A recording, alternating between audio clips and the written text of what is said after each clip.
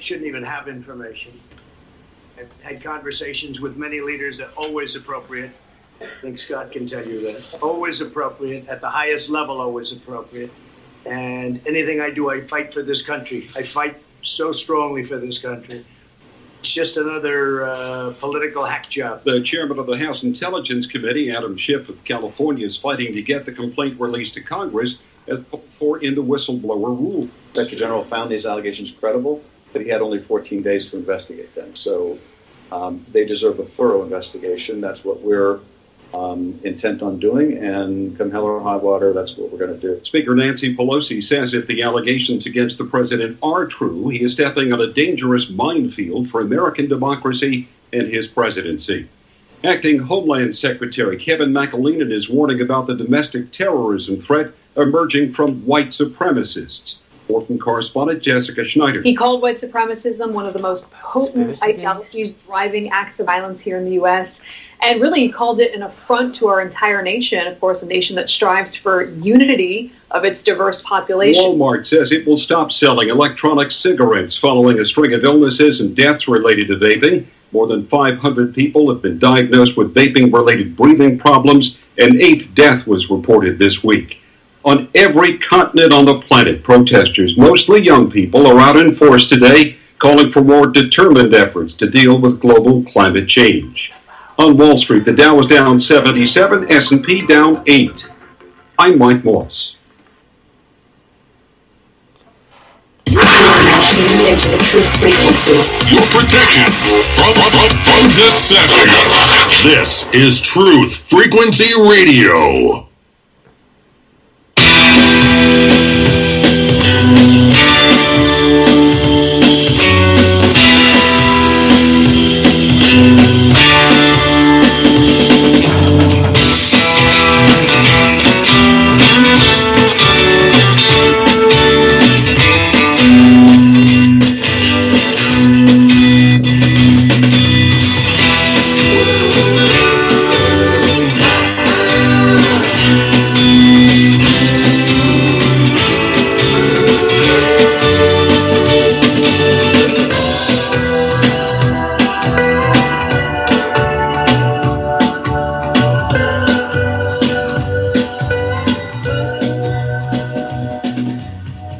Hello, everyone, and welcome to A Good Place where truth and integrity meet, where I'll be introducing you every week to thought-provoking and compelling premier educators, whistleblowers, best-selling authors, journalists, activists, celebrities, and today it'll be a radio host. And they all have one thing in common. They are people of truth and integrity, and many are considered modern-day heroes. Today will be different from my typical shows. My guests and I today will more than likely have a little bit of fun. It'll be less formal, and today we will be discussing symbolism, social media, censorship. But before that, let's get to know Bruce and his wife, JAJA. Those are my two guests today, and I just want to say welcome, guys. Welcome to the show. Hey. Hi, Ella. What's up? How are you? Oh, you guys are up. So before we get into our topics, let's, tell us a little bit about your history. We'll start with you, Bruce. How on earth did you end up in this field of broadcasting? Well, I've been in this type of broadcasting probably for about 10 years now. I like to call myself a professional conspiracy theorist now, since it's been 10 years, Yeah. But, seriously, I believe that today, is perhaps one of the most dangerous times to be a conspiracy theorist. But I just want to say hello to your Good Place audience and your TFR audience. Hello, everyone. Thank you for having us on. And generally, also besides being a radio personality, you're an investigative journalist and talk show host. And by the way, your show is the Bruce Montalvo Show. And where can people catch that? Spreaker.com. That's Spreaker.com/the Bruce Montalvo Show. And also TalkStreamLive.com. Just like you guys, TFR is on TalkStream Live. So are we, worldwide. TalkStreamLive.com. Get the app. When? Yeah, Mondays, 8 p.m. Mountain Time, and Fridays, 6 p.m. Mountain Time. And you were first noticed by InfoWars in 2012, is that correct? That's right. I signed up for one of their contests, one of the reporter contests. I sent in some submissions, and they ended up liking one of my entries that I did on 9/11 symbolism at the New York casino in Las Vegas. The towers were never included in the casino's overall design, so they they omitted them. So that's pretty strange because that casino has been there since like '96. So I mean, was there something going on? Did they know something that we didn't? And then on the other hand, you have St. John the Divine. They're putting the... Oh, yeah, that's from the 1800s in New York, the old St. John the Divine Church. They have the Twin Towers going down up in smoke. As you know, it's the 18-year anniversary of 9/11. So, I mean, those are just a couple of tidbits that we've been investigating since for 10 years now. I started off with the 9/11 Truth Movement out in L.A. with We Are Change L.A. marching in front of places like CNN for 9/11 Truth out there. And yeah, but that's how I got into it. You know, I contacted InfoWars. They put out a piece back then in 2012, an article on symbolism and 9/11, and I just decided to do my show from there on, independently. And you also have a book on symbolism. That's right. It's coming out by the end of this year. It's The Language of Symbolism. My good friend Jordan Maxwell, the legend on symbolism, helped a little bit with it, a lot. He blessed the book, and a lot of people just take from that man and they don't give back. And I decided to, team up with him, like the dynamic duo of symbolism. Yeah, because he's a legend, and his stuff needs to be looked at. We go over it in my book in detail. I really I try to put out a banger out there. 100 pages should be easy to read, but it's it's easy. It's just like we spoke about the swastika. It's ancient Hindu symbolism, but you see it everywhere. You see it at the hidden facade of the swastika and at the Chase Bank, for instance. I bet you never noticed it was there, right? Yeah, I didn't even think about it. I'd like to go in specifics to the symbols and what they mean and some of the history, but I wanted to hear a little bit about you, JAJA, and then we'll kind of jump into symbols. Hey, well, she's a rapper. Well, I know she's a rapper. Fascinating. I'm an all-around artist. I guess I'm a multimedia artist because I got into rap a little bit later than I was more known at first for my art, my photography, and but even before that, I was doing painting. So, everything it's weird how I'm where I am, but I'm definitely multimedia. And even today, we're making jewelry. So, and I'm still working on I'm going to eventually release this last album, not my last album, but the one the that latest. the latest album. That I worked hard Control. on, and I released 3 singles already from it. One is Get Your Guns Up and Break the Door Down. Oh, and there's another. Anyway, so I'll just release some more of them. I have Fake Jewels coming out soon, and I just we just had a couple of weird setbacks with moves and jumping across the country. It's like really hard to get relocated. From Brooklyn to Arizona. That's a huge difference. Yeah. Yeah, it's just like. And with jewelry as well. Speaking of symbols, people use symbols all the time with jewelry. Oh yeah. Well, the hamza hand, everything. The eye and the hand, the palm, cross, right? Everything. And so, okay, let's jump into it. So, symbols have power and meaning, always have since the beginning of mankind. I think we can all agree with that. And what was beautiful and perfect can easily turn into something horrifying. And we're going to talk about some of these symbols. And even before the written language, we had symbols. And when you really think about it, letters are actually a symbol for them within themselves. And many of the symbols, as we mentioned, have been bastardized over time. And an example being the swastika. Absolutely. And again, what started as beautiful and perfect can easily turn into something horrifying because that is really a horrific symbol. And so we can start with the swastika, but the other one I was interested in talking about was the devil symbol with the hands where you're holding up the index and the pinky finger in a gesture. And I know people call them the devil horns. But if you've been in Texas, and I grew up there for a good portion of my life, you have the University of Texas, the beloved Hook 'em horns. Hook 'em horns. Exactly. And so, that really, it's not always been a demonic thing, apparently, I guess. And who actually, in my research, I came across the person who actually kind of gave it a new connotation. It's not even that long ago. Do you know who it is? Who's that? The Pope. Ronnie James Dio. Oh, man. Dio. Yeah. And so Holy he diver. stated... Ronnie James Dio from the band Dio. And I guess he, you'd go to those. Rest in peace. I didn't go to those concerts, but I'd heard it on the radio, and he used that at his concerts. And basically, what was said in a couple of articles that I read is that he learned the sign from his grandmother, who taught him it, and it was supposedly a magical sign to ward off the evil eye. Because the evil eye was supposed to imply you were going to have bad luck. And so it's interesting that that's relatively recent, maybe the 70s and 80s. Yeah. Well, you see, it comes from witchcraft, first of all, Wicca. And you see Spider-Man doing it all the time when he spins his web, right? You see him do the 666 sign or the devil's hand sign. They do it at rock concerts, like you said. But yeah, it originates from the Wiccan religion. Wiccan itself is a kind of a later pagan religion, but pagan. So we'll say witchcraft. Pagan. We'll just say witchcraft. That's what I was going for. That's like the neo kind of witchcraft kind of name for things. But it's really weird how this. But at the same time, Bruce was talking to me the other day about all these cars. Like every single car has a symbol, and they're all the same symbol. It's all the devil sign. Or Saturnian symbol. What about the Dodge symbol? That's creepy. That's It's the Baphomet. It also there's a hidden anagram in the Dodge symbol, as it's actually the uterus of a woman, the female reproductive organ. If you see it, that's what it is.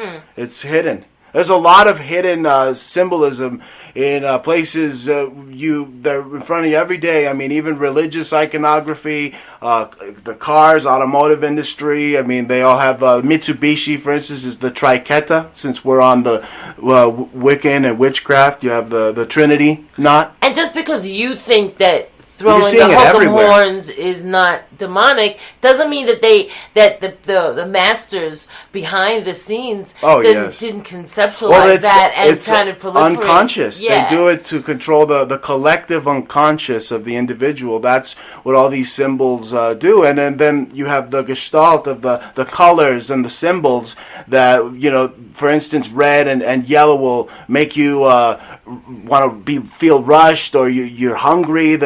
And many food, big food corporations, they use the red and yellow, like In-N-Out and McDonald's and you name it. Yeah.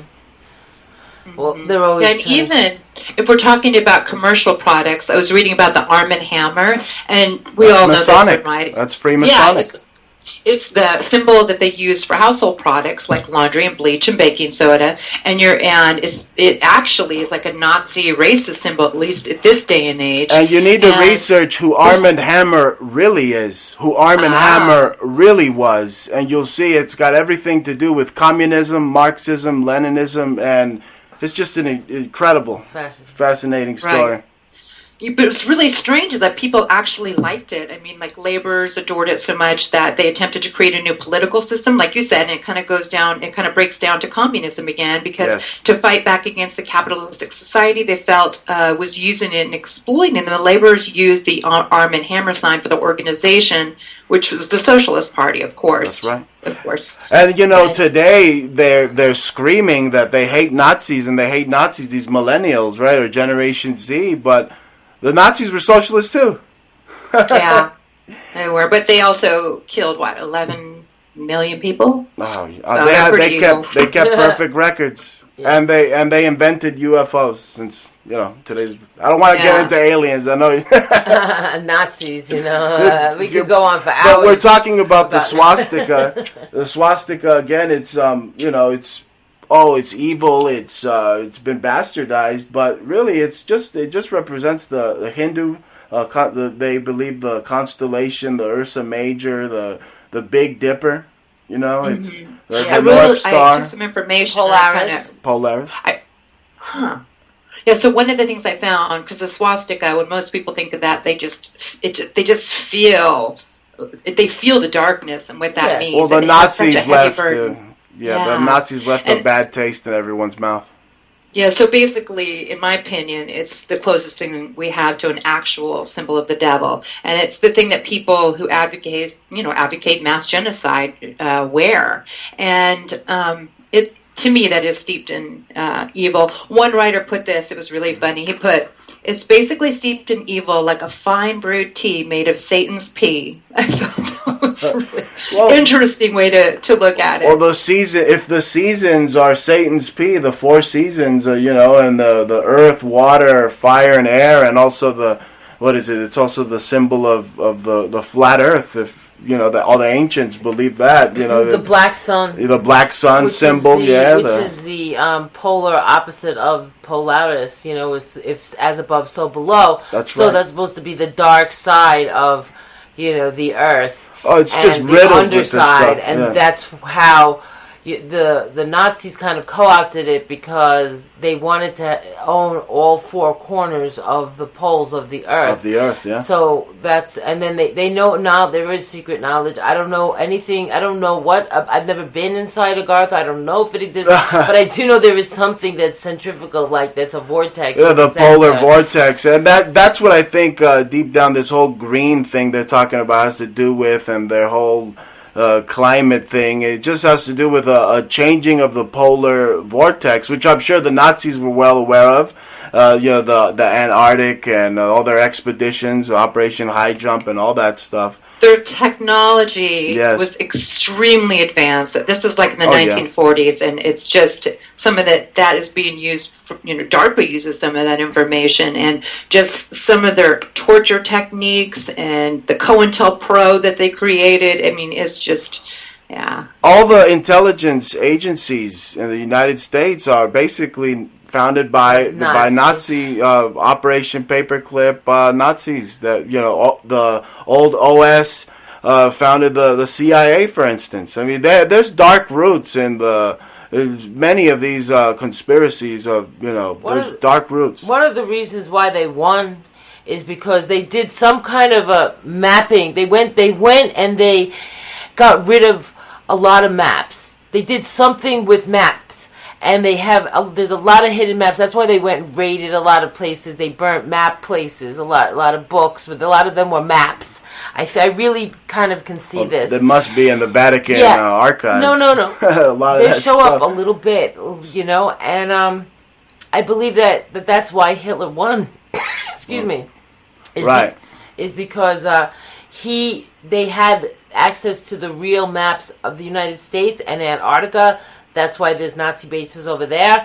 They had all the maps. They kept everybody stupid. They've been keeping us in a little bubble, dumb, like believing certain things. That the Earth, all science is combobulated because of them. And just break down the word science. It means dividing of knowledge. Who's dividing the knowledge? If you study the etymology of the word science, it's right there. I mean, you just have to be a truth seeker and go out and try to find the truth, and try to find that good place inside of you that is all knowing. It's all all the answers are out there. It's just up to you to go out there and find them. Yeah, I say it's in the super subconscious. I think that people are connected, and like there's your consciousness, your subconscious, and then there's I call it the super subconscious, and I think it's referred to that in many of the books. Yes. Like, oh gosh, I'm trying to think of which ones. A lot of books based on psychology and myths, and myths to live by, and so. You just got to remove the spray paint from your third eye. That's all. That's right. And also, like, I thought it was such an important thing to read, and it basically says that we're all connected. How like schools of fish, they somehow just sense everything together, and I think there is something like that connects us all, and also that there's so much information in the DNA. This kind of takes me down my woohoo, the things that I love to talk about. The DNA has coding, and all the information from all our ancestors is coded in my brother is a genetic research scientist, so I think that in there, but I take it a step further. This is just my own, after everything I've read and understand, at least from my brother, my own research, is that we hold almost every memory that all our ancestors have, and it's all written in our DNA. And that in the base of the brain, we know it's the R complex, the reptilian brain, but there's not just the primitive stuff going on there. I think there's just this connect.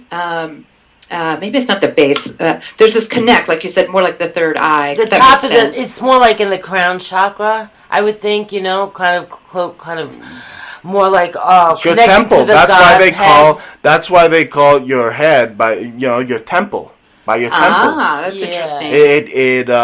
It hides your third eye, your pineal gland. Yeah, the God kind of shines his light through the top of your head, and maybe the Jewish people and that's why they wear the yarmulke as well. Well, that also has to do with Saturnian, old sun worship influences.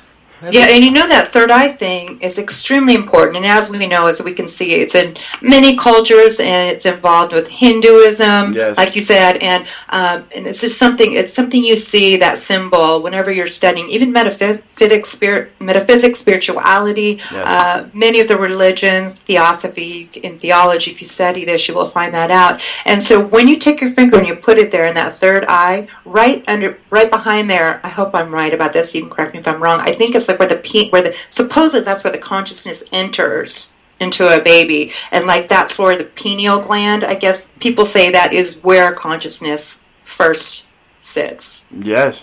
That was pretty fascinating. Yeah, there was that movie OA, I think, and this guy Netflix, on Netflix is a series, and he was going into people's brains. He was kidnapping them first. And then stealing there was like a flower inside from within the ear. Between the ear, he'd have to go in there with like this micro tweezer. It looked like he was doing some type of ancient Egyptian autopsy or something. Yeah, you know what? I did watch that, and I was very sad it didn't renew. I just thought it was compelling. But he was researching. He was a dark person. He was just a dark scientist who was so interested in death and the consciousness, and he would kill them. Yeah, he would kill them because he said, and this is just a movie, but we might find some truth if we research this further, because some movies have, there's a lot of interesting information that is factual. Well, that's where the predictive programming.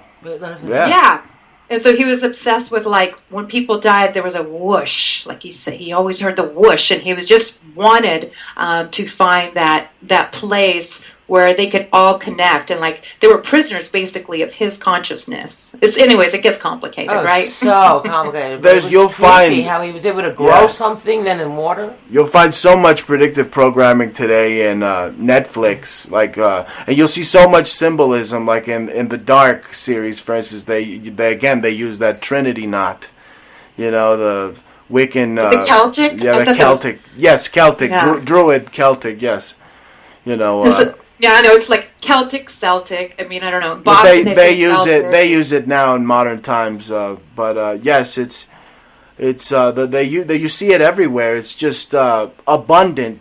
The symbolism and the dark symbolism and the predictive programming. I mean, that guy in OA, he's clearly trying to remove the pineal gland. You go to things like movies like Fear and Loathing in Las Vegas. I mean, they talk about removing the pineal gland and drinking the adrenochrome and I was pretty young when that goes movie back came to out. Aztec. That was in the 90s, right? Early 90s or something. That's right, with Johnny Depp and Benicio del Toro. Wow. Yeah, I need to go back and check that out, because even I might have seen it when I was young. I actually saw part of it. It was on a video. Remember those old-fashioned tapes? Yeah, the VHS. Yeah, and I because I didn't have enough knowledge, and I was so young, I didn't see that. You can go back and see a movie. I hear you. As you're older and wiser, and you catch all that. So I have to go back and check that out. Okay, so we were talking about the swastika. So now let's move to something that has, in this day and age, the complete opposite meaning, the cross. Let's talk about the cross a little bit, because we know it's one of the most famous symbols in the world, and it's supposed to be a sign of Christ's death, redemption, and Christianity in general. And what do you want to say about that symbol? What I want to say, yeah. excuse me, because it's Bruce's line. Oh, okay. Well, first it goes back to the Egyptian, the Ankh. I thought so. It wasn't in my research articles, but I said, you know what? It reminds me of the Egyptian Ankh, which means eternal life, I think. Yeah, but, I grew up Catholic, and the Catholics, they got a way of putting on the crucifix that's just so morbid, and... I'm Sephardic Jew, and I see Jesus up there. First, they really dose up his abs real nice. They make him look real buff and stuff, like he's Sylvester Stallone or something. But they beat him up. They got him up there bleeding, and I don't feel so spiritual seeing a dead man hovering above me. It kind of scares the crap out of me. I'm sorry. With that said, though, he was on a cross. Yeah, that's true. So he did die on the cross. Yes, the biblical. Mythology, yes, but it could also, there's also another side to it that has everything to do with sun worship, and you'll see it goes, they call him the sun walks on water. You see the sun goes up every morning, it walks on water. So there's a lot of some crosses. Every ancient a lot of ancient gods like Attis, a lot of mythology, they all have the same Horus, for instance. And some crosses have like a circle, like it looks kind of like an ankh, but storyline. They have the same storyline. That's the Celtic cross. That's the Celtic cross. Okay. Yeah, sure. And I know that, but I want to talk a little bit about the Celtics. I find them fascinating, in Ireland and West London. And what about the Tartans? I was obsessed with the history of London and England at one point. That's funny you say that. London, I'm sorry to cut you off, but you're talking about symbolism. In the British flag, you see the double cross, and that in its meaning the Luciferians use it. But it's there. There's a lot, and in my book, there's a whole chapter on flags and some hidden symbolism in flags. Yeah, and I pulled an article actually, the Celtic cross, and it says it was a symbol of the neo-Nazism everywhere, supposedly, but it started out as a symbol of the sun, and the sun is pretty awesome. We all know it. It keeps us warm and grows our fruits and veggies, and keeps us, and we'd pretty much be a lifeless rock without it. That's right. But in ancient times it was seen, more powerfully as a symbol of life and God. And of course, I don't know when the Nazis took it, but somehow it now is a symbol of Nazism. Well, the 1920s. Yeah, I think they were preparing for it. They did it Nazi Germany. I think they were really starting to use that. The Native Americans use it as well. And we have represents some jewelry. The earth. I have some jewelry because we repurpose antiques. So occasionally there's this one motif, and I only found it in really one of them. That's a distinct swastika, and I know it's got to be pre-1920. We've sold it many times over when we find it. But you see the swastika in old Hebrew temples. You see them in Israel. Yeah, you see it, I heard that too. You see it in India. You see it all over the world. I mean, you see it goes back to Zoroastrianism. You see it everywhere. It's a ancient symbol of the sun also. It almost seems like a shield to me, but I didn't see anything that said that. But I guess it was used in the flag. Oh, the shield is a very symbolic, very well used symbol. I mean, chevron. They use a shield. It means obviously means protection. So I mean, the cult sees it as protection. That's why they use the shield. A lot of corporations have shields. But the Nazis, they own it. We'll be right back after these station messages, so hold on tight. Close eyes till the sun come down. I'll keep on waiting, losing. Woo-hoo-hoo. Now what if I did the same to you? But you would be left. Ooh-hoo-hoo. Oh no. From the dawn of man, we have turned to nature to help attain balance within ourselves. But somewhere, we lost our way. Western culture is once again remembering the healing benefits of CBD, the non-psychoactive component of the hemp plant. That's why more and more people who use CBD report relief from inflammation and chronic pain, balanced blood sugar and cardiovascular system, relief from muscle tensions, tremors, migraines, headaches, anxiety, depression, and the list goes on. The big question is, where do you get it? Aya Life is a 99% pure CBD oil made with all organic ingredients, and it's available to TFR listeners worldwide. If you use coupon code TFR at checkout, you'll get $5 towards your order. Head on over to ayalife.com now. That's AYA life.com. Hey folks, guess what the number one phrase that Life Change Tea receives by email? You ready? We love this tea! We love this tea! Time after time, week after week, we love this tea! Life Change Tea gives you more energy, a beautiful cleansing, and fulfills its slogan perfectly. The tea that makes you go. So if you want to be on your health game, log on to getthetea.com and order Life Change Super Strength Tea. Packages come in a 1-month supply, and when you brew this stuff, wait until you see the results. Aren't we all about the results? And with a lot of people's health struggling, we can use a little bit of help. Doctors will tell you disease starts in the gut. So log on to getthetea.com. That's getthetea.com. Be our next email saying, I love this tea. I love this tea. Get the tea at getthetea.com. Helping America one tea bag at a time. He was the deputy director of MI6, Britain's most senior diplomat. He was knighted by the Queen and in charge of thousands of highly trained spies. But he was also a member of the Paedophile Information Exchange. He had 45 diaries full of sex fantasies with children. His friend was the private secretary of Margaret Thatcher. He strangled a child and hit another with his car. He raped young boys and organized orgies with children for other politicians. The Enigma Channel, intelligent television for planet Earth. EnigmaTV.com.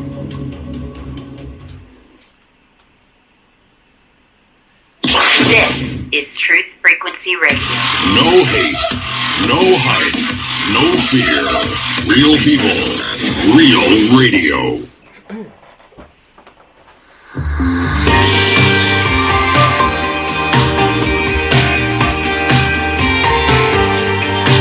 Keep on waiting. I won't close eyes till the sun come down. I keep on waiting. You must have lost my number, answer me now. I'm just waiting. I'ma get through to you somehow.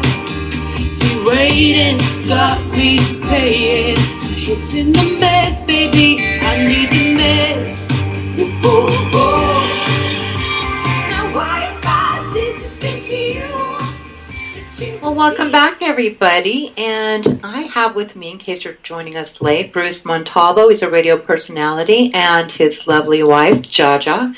And we are discussing symbolism right now. And before the break, I believe we were talking about the chevron symbol and shields, symbols that were symbolic for shields against evil or in any other various capacities. So why don't we pick off where we left off? Hello. Thanks for having us. Thanks for having us. I was saying that, the thing about the swastika in particular, even though it might have had a small symbol that for each tribe, of ancient cultures, what happened was that when the Nazis took over, they took over everything. So they took over all. So that symbol is really just, for me, the symbol of the polar vortex. It's the black sun. It's like the center of when you go up to the pole, the North Pole, supposedly. It was also considered a good luck symbol at one point. Pilots. I saw that. I read that. It was about.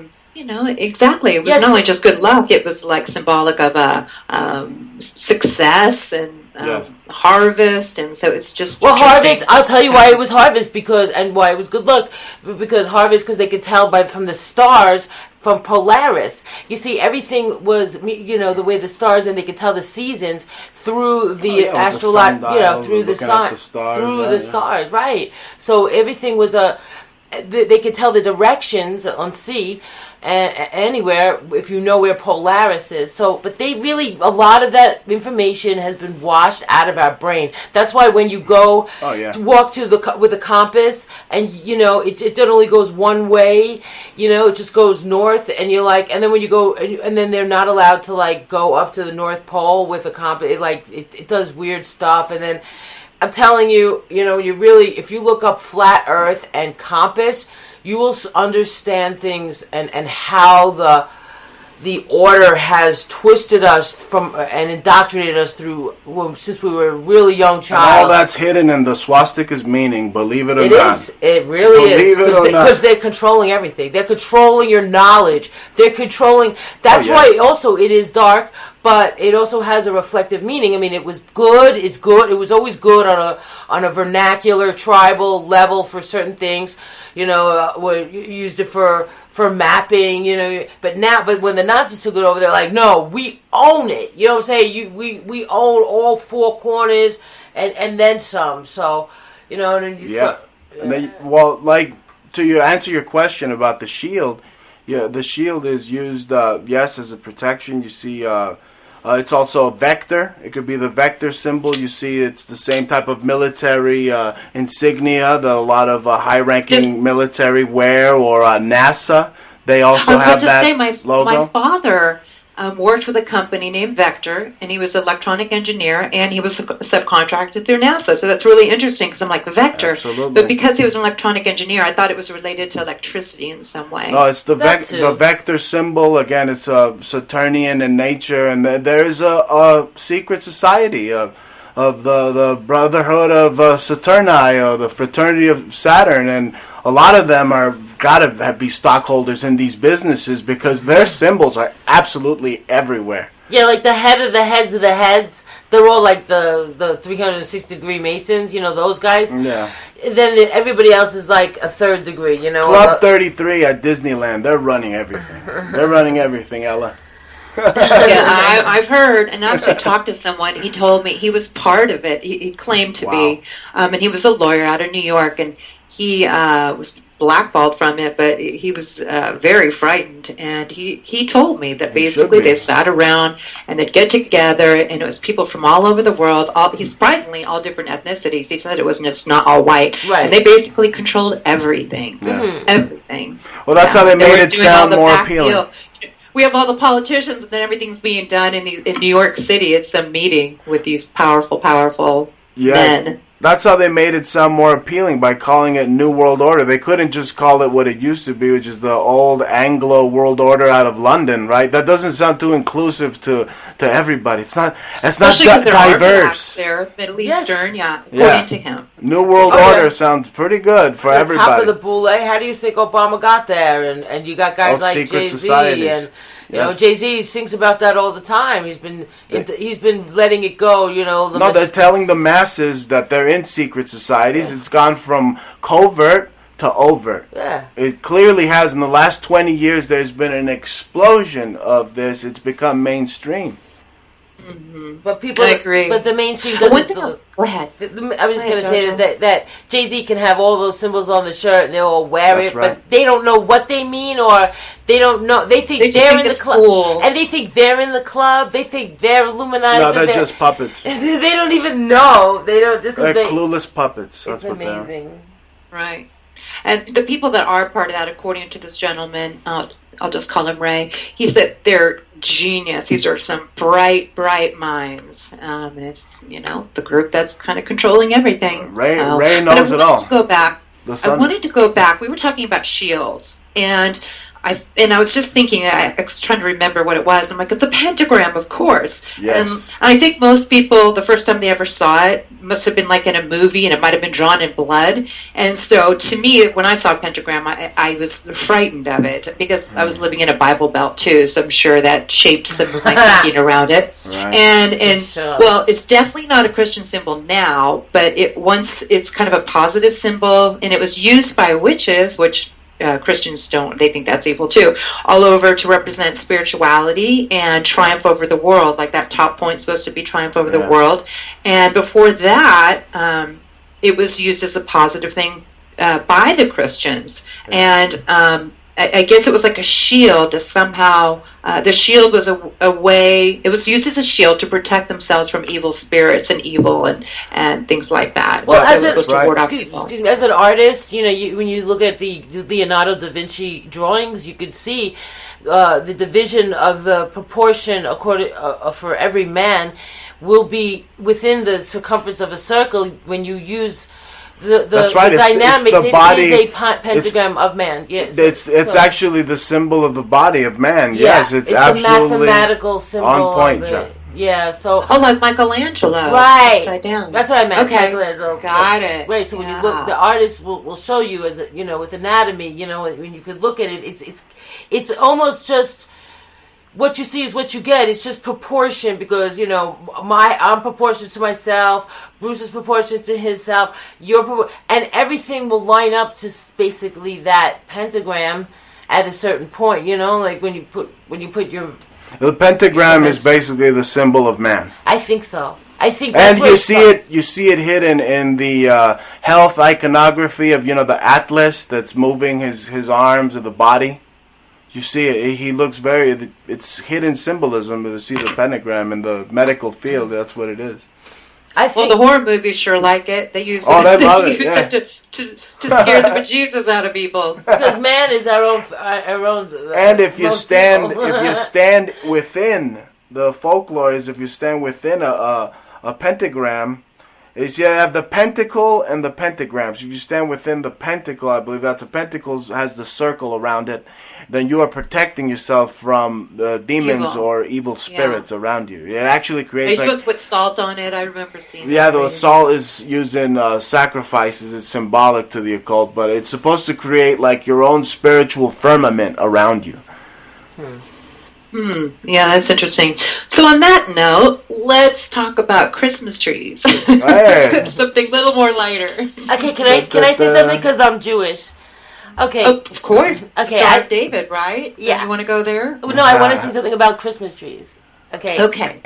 I love the lights, and I love when people decorate their own tree outside. That goes back to Roman But times. it makes me so sad. I wish they get rid of the Christmas tree. I really do. I mean, the earth it takes so many years to grow a tree. How they're just dumping it, and they don't care.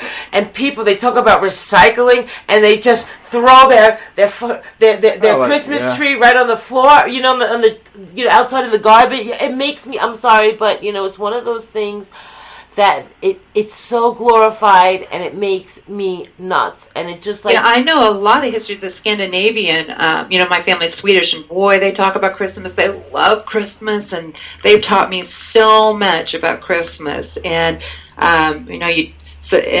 because you have to remember something in Sweden. In the middle of winter, and you have to remember there was no electricity. There was no heaters. There was no light. It's just black, And Sweden is dark in the winter. So the Scandinavian all the best black metal bands come from Sweden. Highest suicide in the world. German, I thought. No, Sweden. Yeah, Cradle of Filth. That's a new trend. Yeah, it used to be very light and poppy and kind of disco-y. You think of ABBA and that kind of Euro. That Euro thing. They were MK Ultra to me. It seemed like they were too. They looked mind controlled.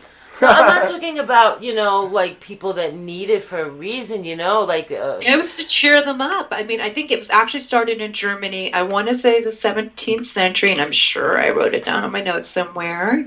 It was like in Germany, and it was supposed to just be like a magical tree. But let me read here. I pulled this note too. And then you're going to use the wood for firewood anyway. It doesn't really matter. It represents the tree of life. Okay, also, but in New York City, you'll see people actually just dump the trees. Mount Maru. You don't understand. They just dump. They buy it. They put it up for.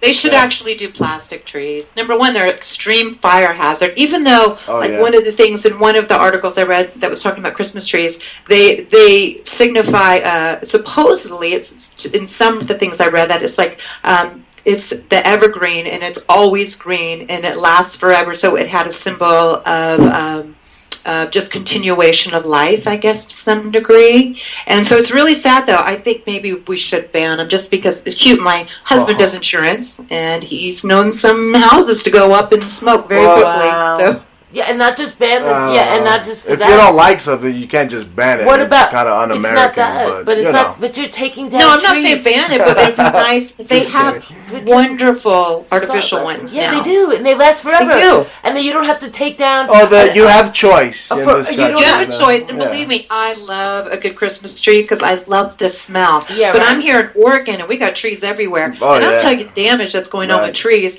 It's not Christmas trees. It's called Amazon. Those Amazon boxes, oh my goodness. It's just crazy how much And paper Christmas is riddled with occult symbology. I mean, it's, it is. It's basically you had the Saturnalia in Rome. That's was a Christmas-like pre-Christmas, and the lights. Like I said, they came in Roman times. In the times of Nero, they would put the Romans would put lights everywhere. We took that from Rome. Yeah, but they also said all roads lead to Rome. Most books will say that, and this was even taught in school, but school's not always right. It's just information that we're told is correct. The Christmas tree specifically was in the 17th century. That was the right century. Then it was a German invention, and the Santa Claus was based on Father Winter. That's right. Someone said that. The Christmas Father, but I've read a lot of books on paganism and different. It's Father I know Cronus. it's Father Winter, and Yeah. supposedly Santa Claus is a direct descendant of Father Christmas in England, which again is tied into paganism based on the pagan ideas about spirits who traveled in the sky in midwinter. And even in Sweden, they said that they would have not Santa Claus, when this all started, but it was a tree, and there's a little guy called Yule-Tomten. He's a little magical fairy. He'd come in, but he was a tiny, skinny guy. He wasn't this big American Santa that you think of. He was like a he dwarf, would give little presents. right? Yeah. All right, could I say something now? Of course. Okay, so really, I heard this real story. A lot of information is kept from us, and I believe this story because Eden is supposedly right there by the North Pole, which is right by those, Sweden and Norway. Now, if you break down the word Sweden, it means southwest of Eden, okay, and northwest was northwest of Eden, and everything was based on the center vortex, which is right up there by the polar axis, and that's supposedly where life came from. And also, if you go to the top areas and you look on a map and you really look at a flat earth map, up by the top areas, you'll see in Russia there's a place called in Karelia where you'll find the best shungite in the world, which has the highest C60, which is great for your body, the carbon 60. What you'll find... So shungite, is that a rock? Or yeah, it's a rock. I've heard of it. Yeah, so it comes from Karelia, but you'll also find these churches that are called Santa Claus and all these really, really amazing phantasmagorical fantasy kind of churches that are on its own island and really based on Father Time and North and North based off Nordic of Cronus, the child eater. You see him eating I thought children. Cronus was the timekeeper. He's that as well. He's the Grim Reaper. Yeah, he's got that lovely other He comes in many forms. He's Father Time is of course the Grim Reaper, and you see Thor, and then Satan is Santa in an anagram. You see that there. And wow. If you don't believe that, Krampus will come out and eat you. How about that? I've seen that movie, a trailer of it at some point in time. That goes back to old German folklore, the Anti-Claus. I mean, so the whole thing about the axis is moving. It starts, if you were to look at the flat Earth map up by Polaris, that's where the center is right where the Arctic countries are, and that's where they say where life was, or this realm of that's why they have Newfoundland. Newfoundland is right up there, and they say that the entrance to is it right by in Greenland. And that is probably why Donald Trump and the American government has so much interest in Greenland right now. Greenland. Yeah, because and in fact, if life is really being created and funneled out through the central force, the center part, then there is some movement in the actual physical. Land. Why is it called Greenland? Because the aurora borealis. You see the green. And Greenland, that's from the green from the It's Aurora not a great Borealis. place. I flew over. Well, it. no, I think I heard it was a joke. Like, they didn't want people coming to Iceland, so they wanted to trick people, so that they called the really icy place, they called that Greenland. So and they called them the nice one, which should be. Yes, that's true. That's true. I was in Iceland. I know that story. Yeah, they did that to the fit. You bought an itchy sweater then. A very itchy sweater. Yeah, that'd be a really neat place to go to. Is Iceland. It's like the punk rock version of Sweden, I guess. There's a lot of Sweden. It's a mixture of people, and it's really a fascinating place. It's very it's so little. Quirky and fascinating. It's so cold. Don't ever go there in the winter. You will have to wear 4 sweaters. You've never felt cold. It'll go scratchy too. Huh? It's like Siberia. It's colder than that because it's like an island. Probably Siberia is less cold because the winds, and you see in Icelandic people the lines, the wrinkles on their face they're like wind-blown fishermen, but like real like deep. Yeah, it's amazing. It's funny. I noticed that with fishermen, they do have that wind-blown look and the wrinkles actually like go outwards because they're in the sea. Like they go directly straight towards the ears. It's interesting. I know that as well. So, what about the anonymous mask? That had an interesting history as well. Right, the Guy Fawkes, right? Yeah. And I guess he had tried to go in. His original idea was to go in to the king to blow up the king in Parliament in the UK, and he failed. And then I guess once a year, by design, maybe. What do you think? Didn't they have a celebration for his failure? Right, by design. Oh, he was the original COINTELPRO. Yeah, but isn't the face Ted Turner's face? He looks just like Ted, doesn't he? WCW. Yeah. That's my Ted Turner. I don't know what I haven't seen a picture of Ted Turner in a long time, but we know he's very powerful. Yeah, his wife Jane Fonda looks great though. I never thought I'd say amazing. That. How does she stay in shape, that lady? She's still doing those aerobics videos?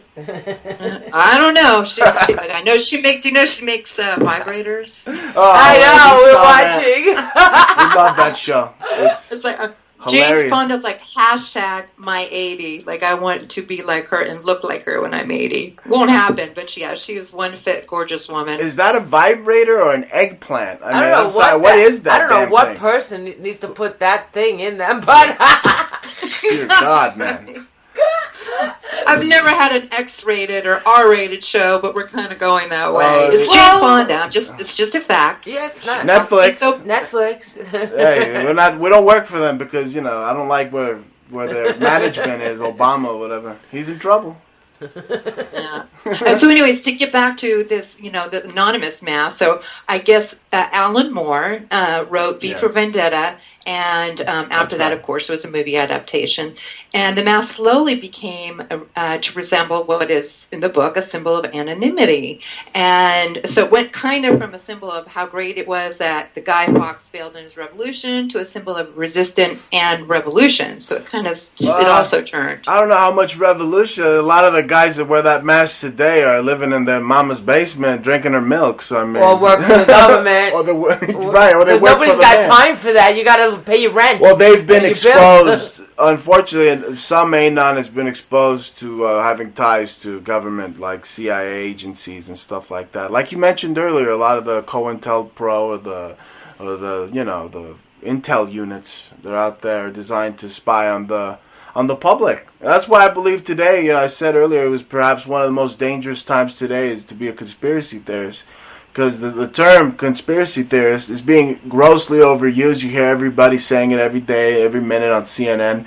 I mean, the mainstream media uses it as a way to discredit critical thinkers or anyone who dares question their scripted narratives. Yeah, there's a theory, no pun intended, that the CIA created that so it would have a negative connotation. They did. And William Colby, I believe in one of Dave McGowan, the late Dave McGowan's books, he stated that everybody in the CIA, anybody in Hollywood is owned by the CIA. They got a handler or somebody in their ear telling them what to do. Yeah. Like subconsciously? No, like a little earbud, like, hey, you're going to do this and this. Oh, okay, sir, thank you. It's for real. I know some people like that, I mean, I know some very... I've met a lot of people because I'm an artist, you know, and I've had friends that I think are very high up there. I know are very high up, and they have handlers, and I know who they are, and now I know why they got the route that they did and who they were related to. So it's very complicated, and there still is a legal. But yeah, the CIA did create the term to discredit critical thinkers or anyone that wants to question anything. It was you know, many things that are nefarious. You know, they have a lot to gain, you know, with these scripted narratives that are made by nefarious you know, people, and they're just unconstitutional power grabs in the end. A lot of these scripted things you see in the news, and with the Smith-Mundt Act being revoked, the news is able to outwardly lie to you to your face about anything. They could make up anything, and then after that they'll show you a squirrel on jet skis. That's right. Yeah, it is absurd. Mainstream media is.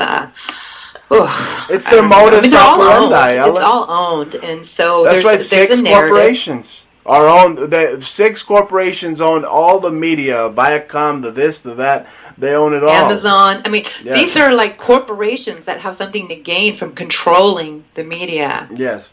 You know, they could be like, oh, they're going to talk about some special product. They're going to write in the Washington Post an article on this great thing that probably will be sold and backstocked in Amazon to make a fortune off of. I mean, that's just an idea. Like, that's just a circumstance that came up. But, you know, it's really frightening, actually. And now they're getting us to eat crickets like that. They're subliminally, you know. Maybe even people like in Soylent Green. And the people are so programmed and brainwashed by their Twitter and their Facebook and their iPhone. They're programmed to believe the exact same thing as everybody else, all because the TV or their phone told them to. They're making cricket bars. Clyde Lewis ate a cricket bar on air. Oh, he'll eat anything. On air! My goodness, I love Clyde Lewis. Yeah, I love him. You didn't hear him eat the cricket bar the other night? I was going to throw up. He was kind of sick too, but... Talk about being a shock jock. Yeah, but you know what? You probably can't even taste it. Yeah, they say if it's chocolate. Anything chocolate covered tastes amazing. I mean, they dip in Oreos and all kinds of strange things. What's next? Cockroach milk? I mean, where are they going in the future? I thought the future's supposed to be flying cars, not eating insects. I mean, this is preposterous.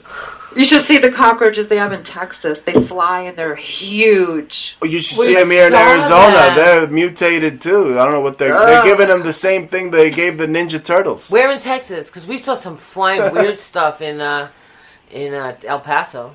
Oh, yeah. Really? It was in northern Texas in the Panhandle area where all the Bible belts are. You couldn't even, there was no bar anywhere near. You had to go 30 miles to get to a bar. That's good. Bars stink.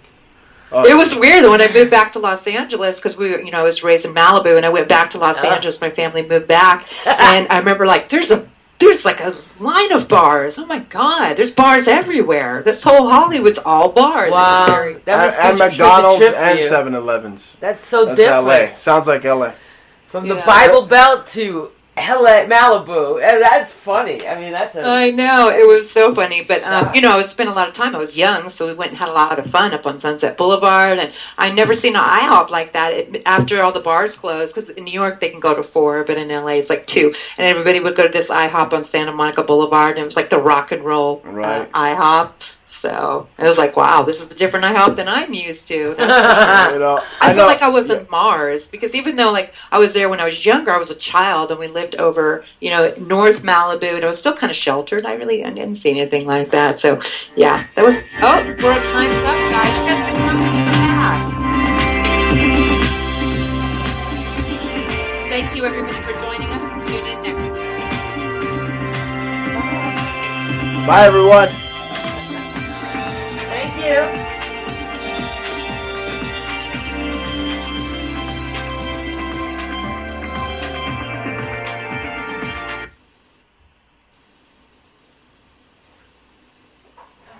Hi, my name is Ella, and I'm 10 years old. I'm one of the millions of children born to parents suffering from the sheeple virus. Symptoms include the inability to think for oneself,